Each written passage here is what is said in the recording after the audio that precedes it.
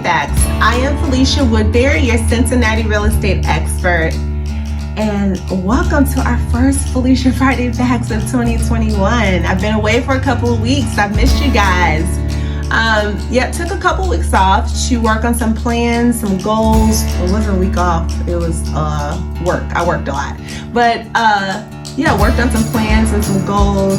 There's a lot of great things in store for 2021. I am so excited. I have some great things coming. I cannot wait to share with you guys. But I hope you guys were able to do the same, that you wrote down some plans, some goals. Let me know in the comments below what your plans are and how you plan to achieve them. And I hope that all your dreams come true this year. It's got to be better than last year, I hope. Again, comments below, let me know what your plans are. Again, hope all your dreams come true. Speaking of dreams coming true, if you are thinking of building a new dream home, a new construction, I have some amazing tips for you to take away today. Keep in mind, you can always download this information later and use it when needed. So the first tip is to hire a realtor.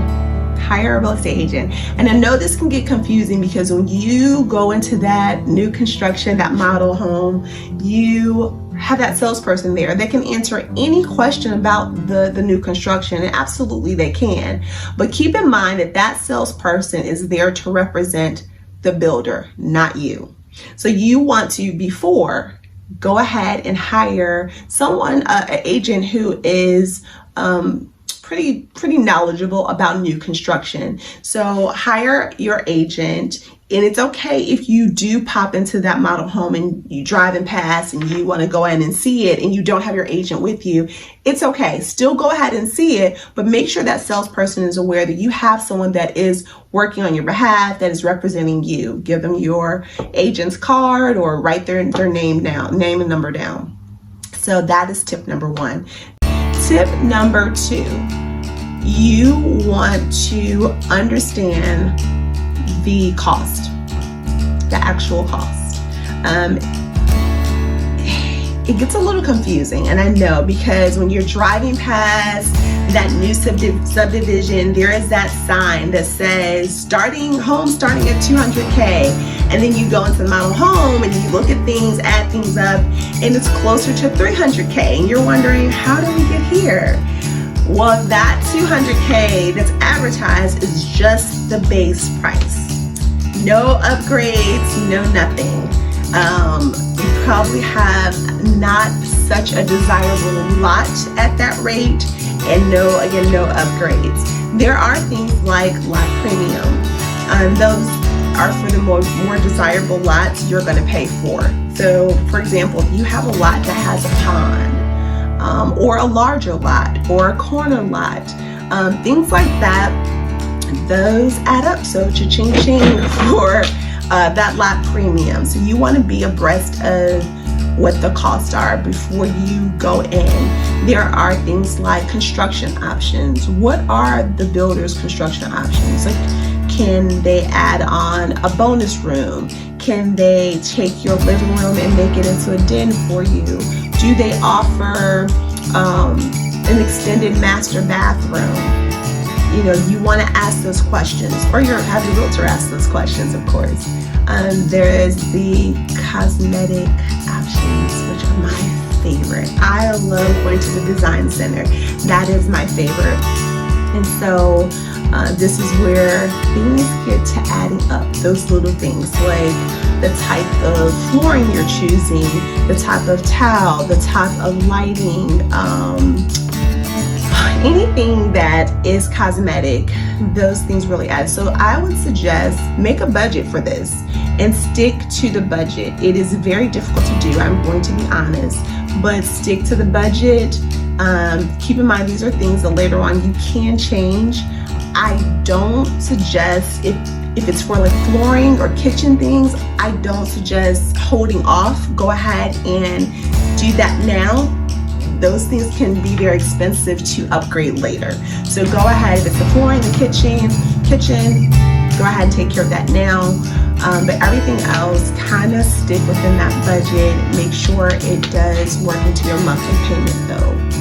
Budget, budget, budget. Third tip, I would say negotiate with your builder. Negotiate with builders. Most builders don't like to negotiate. They want to keep things at the base price, kind of keep things at an even kill. They have all these homes to sell and they want to keep everything pretty much on the same level. So I understand that. But you do want to have your realtor ask what type of things or what type of credits can they give. And sometimes you'll ask for, say, $10,000 towards the design center or $10,000 towards closing costs. Some builders won't negotiate at all, but again, it doesn't hurt to ask. No, the word no never killed anyone, so definitely ask the question. My fourth tip is inspection. Yes, you can get an inspection on a new construction. There are actually two inspections that I recommend. There is the pre-drywall inspection. Before they put that drywall up, you want to see what everything looks like. Because once the drywall goes up, chances are you are never going to see those things again. So do a pre-drywall inspection. Definitely get that done. The second inspection is just like a regular home inspection. Do that before closing. So maybe a couple of days or so before closing. That way you can kind of make sure things are as they should be, make notes, get a report so that you can give back to the builders if there's something they need to change before closing. Don't wait till you get to the closing table and try to make changes. It's too late at that point.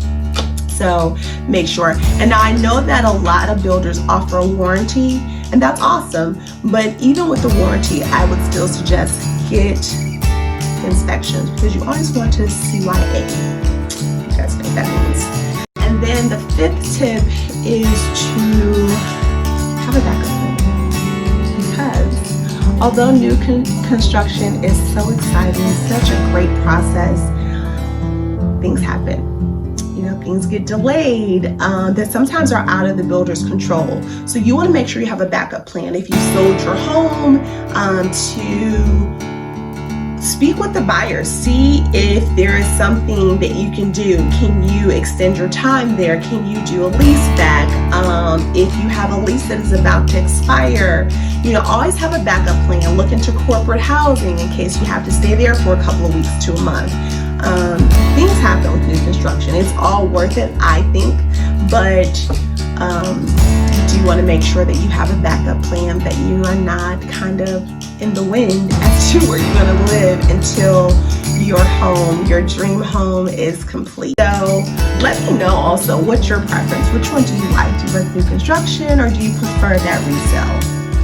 Again, thank you for joining me today. I'm so glad to be back in 2021. I look forward to an amazing year with you guys and bringing you more information. Have a wonderful, wonderful, wonderful weekend, and I'll see you guys next Friday.